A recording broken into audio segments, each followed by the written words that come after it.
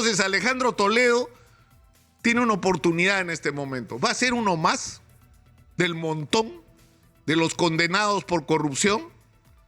¿O va a asumir el compromiso de regresar a sus raíces, de reflexionar sobre lo que ha sido su propio papel en la historia, reconocer sus hierros, pedir perdón por ellos, pero sobre todo compartir con el Perú lo que él sabe? Porque Alejandro Toledo sabe mucho sobre lo que pasó. ¿Quién financió, Alejandro, tu campaña electoral y no lo declaró? ¿Y a cambio de qué? Alejandro Toledo finalmente está en el Perú. Y está en la prisión de Barbadillo, en la Diroes, en compañía de su archienemigo Alberto Fujimori. Y de quien, mientras duró Perú Posible, fue militante de ese partido, Pedro Castillo. Porque si de algún partido fue miembro el expresidente Maestro, fue del partido de Alejandro Toledo, su discípulo, de alguna manera. Y esto es tremendo, porque si uno proyecta lo que está pasando, ahí debía estar Alan García si no se hubiera suicidado, y ahí seguramente podrían terminar sus días también Pedro Pablo Kuczynski y Martín Vizcarra. Y es una tragedia nacional la que esta imagen impresionante implica, porque tenemos un país extraordinariamente rico en lo que cualquier otro país quisiera tener, un país que además, gracias sobre todo a la exportación de sus materias primas, ha logrado cifras extraordinarias de crecimiento macroeconómico y ha podido multiplicar por 6 el presupuesto de la República, pero no ha sido capaz de resolver los problemas más elementales de sus ciudadanos. Es decir, un país que creció macroeconómicamente, pero donde un porcentaje enorme de gente no tiene agua potable, donde la crisis climática nos enfrenta a la precariedad de la vivienda, de ciudades que no tienen drenaje, de gente que vive en condiciones absolutamente precarias en territorios que son altamente vulnerables y donde nadie debió vivir nunca. Porque no tenemos una política de vivienda y porque dejamos que los pobres resuelvan dónde viven por su lado y en manos de traficantes de terrenos. Un país donde no hay empleo estable, donde no hemos sido capaces, pese a la riqueza que hemos tenido, de generar una industria y agregarle valor a lo que exportamos. Un país donde el 80% de la gente vive en el límite de la informalidad y de la sobrevivencia. Pero esto que estoy diciendo tiene otra cara, que es esta, pues. Es esta. ¿Por qué nos ha pasado esto que nos ha pasado? Por la Constitución que hay que cambiar. Pueden cambiar 10 veces la Constitución y vamos a tener lo mismo si no somos capaces de construir una nueva clase política que tenga 2 características, o 3 diría yo, bien simple. La primera es saber dónde vamos, tener un plan como país. La segunda, ser eficientes en la gestión pública. Y la tercera, no ser ladrones.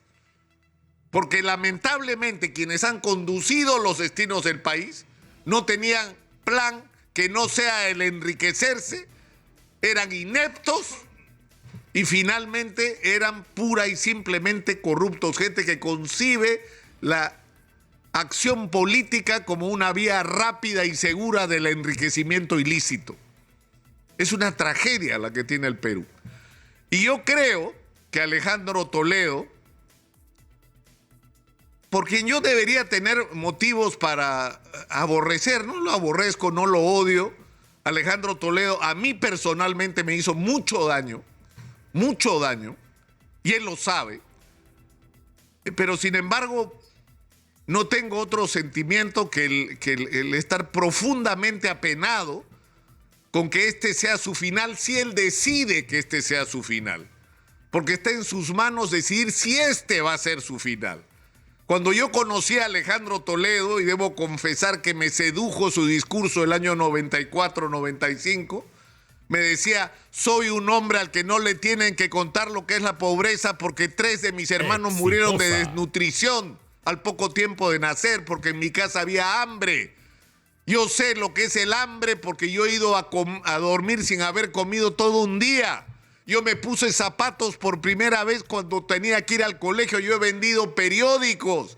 Yo he sido lustrabotas para ayudar a mi padre viviendo en Chimbote de regreso o bajando de Cabana en el asentamiento humano El Acero, donde vivía la gente más pobre que trataba de agarrar algo del boom de la pesca. Y él decía, yo soy un hijo de la educación. Gracias a la educación yo pude salir de ahí, de la pobreza, y convertirme en una persona exitosa. Y yo quiero devolverle a mi país lo que yo he podido tener. Yo quiero darle a los niños pobres del Perú las oportunidades que yo tuve y ellos no tienen. ¿Cómo no podía ser esperanzador ese mensaje? Un hombre con un discurso además de modernización del país, de apertura. Y miren en lo que terminó. Entonces Alejandro Toledo tiene una oportunidad en este momento. ¿Va a ser uno más del montón de los condenados por corrupción? ¿O va a asumir el compromiso de regresar a sus raíces, de reflexionar sobre lo que ha sido su propio papel en la historia, reconocer sus hierros, pedir perdón por ellos, pero sobre todo compartir con el Perú lo que él sabe? Porque Alejandro Toledo sabe mucho sobre lo que pasó. ¿Quién financió, Alejandro, tu campaña electoral y no lo declaró? ¿Y a cambio de qué? ¿Qué pasó con los Vladivideos, Alejandro? ¿Por qué tanto Vladivideo desapareció? ¿Por qué se manipuló convenientemente qué información salía y cuál no?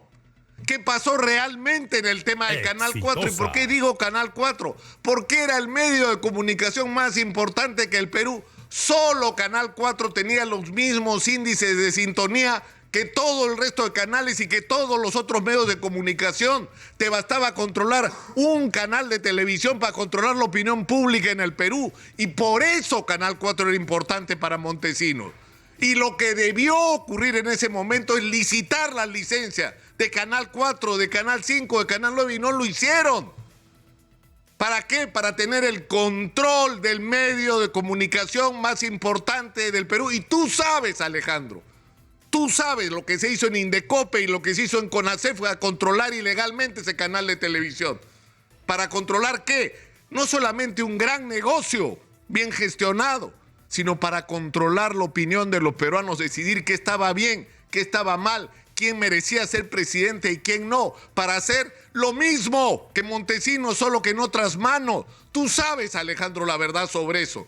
Y no solamente sobre eso, sobre Odebrecht y sobre otros negocios, porque no fue solamente Odebrecht. Yo puedo dar fe. Yo hice 2 reportajes sobre Odebrecht cuando trabajaba con el señor César Hildebrand durante el primer gobierno de Alan García.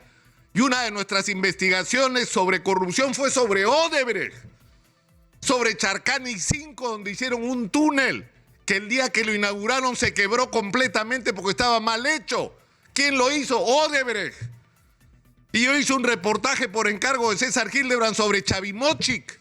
Y lo que descubrimos es que era una vergüenza la manera como esa obra había sido hecha. ¿Y quién la hizo? Odebrecht. Y por eso Odebrecht estaba en el congelador hasta que llegó Alejandro Toledo. Por eso, porque tenía cuentas pendientes con el Estado peruano que se las pasaron por agua tibia para que volviera a hacer negocio. De todo eso puede hablar Alejandro Toledo, de muchas cosas incluso que ni nos imaginamos. Entonces yo creo, sinceramente, que hay momentos en la vida de las personas. Jorge Basadre hablaba mucho sobre esto, ¿no? Sobre el papel del individuo en la historia, cómo en determinado momento la decisión de un individuo puede cambiar el curso de la historia. Alejandro Toledo puede en este momento cambiar no solo el curso de su historia personal, sino en gran medida de la historia del Perú. Por cómo va a quedar registrado su nombre en los libros de historia. Es su decisión. Como uno más que terminó preso por corrupto, o como aquel que fue capaz, después de haberse equivocado, de pedir perdón y de colaborar con la justicia peruana para saber quién es quién en este país. Para saber quién es quién en este país. Porque si alguien lo sabe, es Alejandro Toledo. Está en tus manos, Cholo. Está en tus manos. Decide tú cómo quieres que aparezca tu nombre en los libros de historia. Soy Nicolás Lucar, esto es Hablemos Claro, estamos en Exitosa. Hablemos Claro.